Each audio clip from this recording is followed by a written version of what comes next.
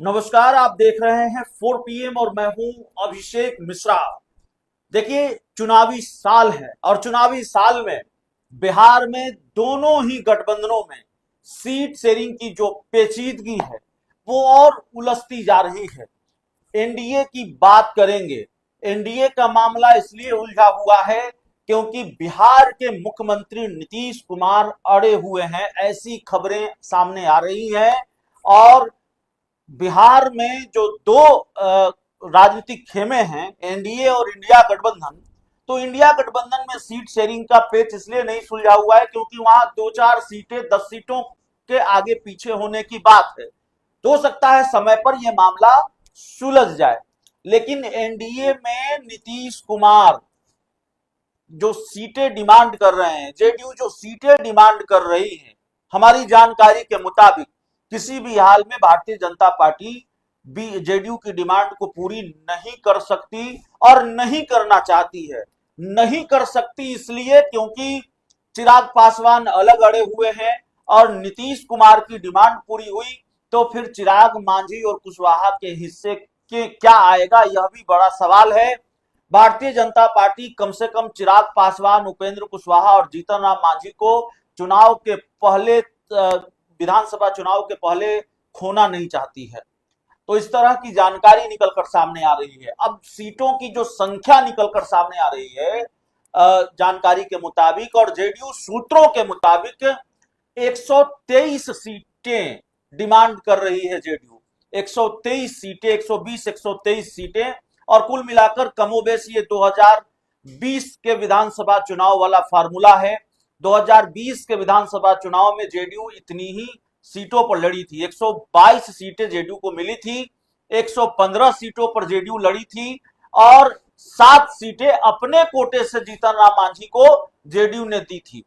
अब जेडीयू ये कह रही है, नीतीश कुमार ये कह रहे हैं, पिछली बार आपने हमको 122 सीटें दी थी, वही फॉर्मूला चलेगा। 122 130 122 123 सीटें हमको चाहिए और इस बार हम अपने कोटे की सीट जीतन राम मांझी को नहीं देंगे। जेडीयू अपने कोटे से सीटें जीतन राम मांझी को इसलिए नहीं देगी क्योंकि भारतीय जनता पार्टी को उनका हिसाब किताब समझना है।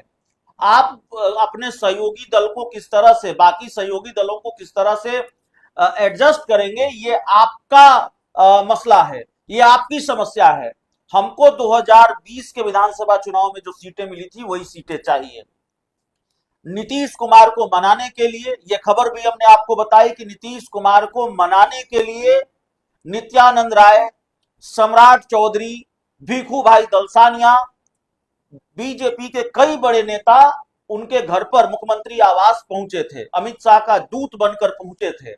लेकिन जेडीयू की तरफ से, नीतीश कुमार की तरफ से जो अंदर खाने की खबर है, साफ तौर से ये कह दिया गया है, जो राजनीतिक गलियारों में चर्चा है, जेडीयू ने ये साफ तौर पर, नीतीश कुमार ने ये साफ तौर पर कह दिया है कि भाई आप, बीजेपी जो है वो अपने सहयोगी दलों को कैसे एडजस्ट करेगी ये बीजेपी जाने, लेकिन हमको इतनी सीटें चाहिए। तो 122 या 123 सीटें जेडीयू चाहती है, हर हाल में जेडीयू चाहती है।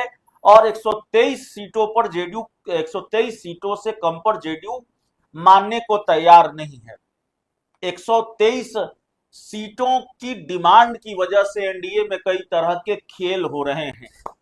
अगर जेडीयू 123 सीटों से कम पर नहीं मानी, 123 छोड़ दीजिए, 115 ही जेडीयू को अगर चाहिए, 110 ही जेडीयू को अगर चाहिए और जेडीयू 110 पर भी मान गई, तब भी चिराग मांझी और कुशवाहा के लिए बहुत कुछ नहीं बचता है।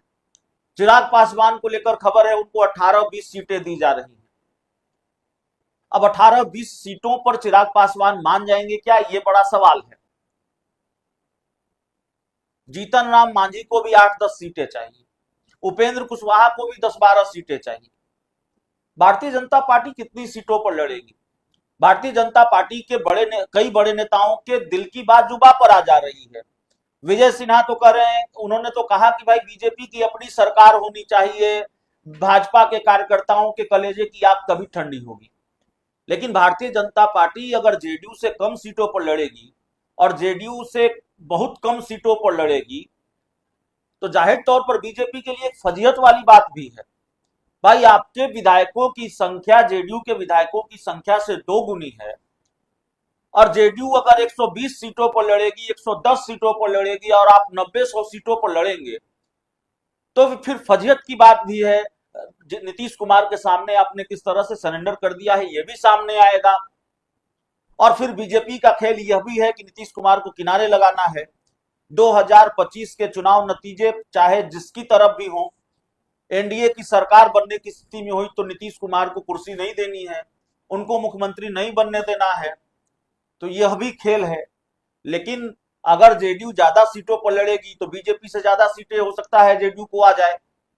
अगर बीजेपी और जो बीजेपी ने जो खेल पहले किया 2020 में, उस तरह के खेल बीजेपी ने इस बार नहीं किया या कामयाब नहीं हुई, तो जेडीयू की सीटें बीजेपी से ज्यादा होगी, तो फिर नीतीश कुमार को निपटाने का प्लान कामयाब नहीं होगा, अधूरा रह जाएगा।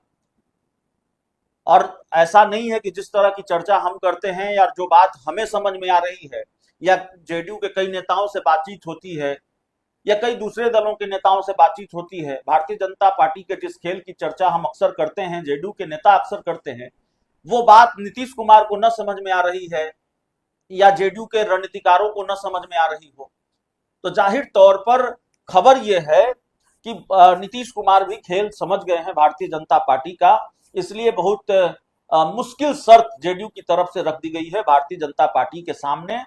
और मुश्किल शर्त यही है, जो नेता नीतीश कुमार से मिलने उनके घर गए थे, नीतीश कुमार ने दो टूक कह दिया है उनसे कि भाई 122 सीटें, 122 या 123 सीटें हमको चाहिए, और 2020 के विधानसभा चुनाव में आपने दिया भी था हमको 122 सीटें, तो हमारा स्ट्राइक रेट भी, तो अब ये कहा है कि नहीं कहा, स्ट्राइक रेट वाली बात मैं अपनी तरफ से कह रहा हूं कि ये लग रहा हो जेडीयू को या ये कहा हो जेडीयू ने बीजेपी को कि भाई जेडीयू का स्ट्राइक रेट बीजेपी से बेहतर है, आप 17 सीटों पर लड़े तो 12 सीटें जीते लोकसभा के चुनाव में, और हम 16 सीटों पर लड़े तो 12 सीटें जीते लोकसभा के चुनाव में, तो कुछ स्ट्राइक रेट का मामला भी है। और जेडीयू ये चाहती है कि भाई भारतीय जनता पार्टी कोई बड़ा खेल न कर सके, ज्यादा से ज्यादा सीटें लड़े और ज्यादा से ज्यादा बिहार में नंबर 1 की पार्टी बने, कम से कम ये महत्वाकांक्षा है, ये उम्मीद है जेडीयू की, और ये जेडीयू ऐसा चाहती है, नीतीश कुमार ऐसा चाहते हैं। अब यही होगा हम ये नहीं कह रहे हैं, तो खबर यही है कि बैरंग लौटा दिया नीतीश कुमार ने, मान नहीं रहे हैं, अड़े हुए हैं। और भारतीय जनता पार्टी के बारे में हमने आपको पहले भी बताया कि सीट शेयरिंग के मसले को बीजेपी बहुत आगे खींच कर ले जाना चाहती है, तो थोड़ा टकराव की स्थिति एनडीए में है, और ये टकराव आपको दिखेगा नहीं, धुआं उठ रहा है, लेकिन फिर भी दावा होगा दोनों दलों की तरफ से, जेडीयू बीजेपी की तरफ से, कि कहीं कोई आग नहीं लगी हुई है, लेकिन कई बार चिंगारी उठती हुई दिखाई देती है। तो सीट शेयरिंग का मसला कैसे सुलझेगा, ये देखने वाली बात होगी, और नीतीश कुमार को बीजेपी कैसे मनाएगी, कितनी सीटों पर मनाएगी, नीतीश कुमार मानेंगे कि नहीं मानेंगे, यह भी सवाल है। बहुत बहुत धन्यवाद।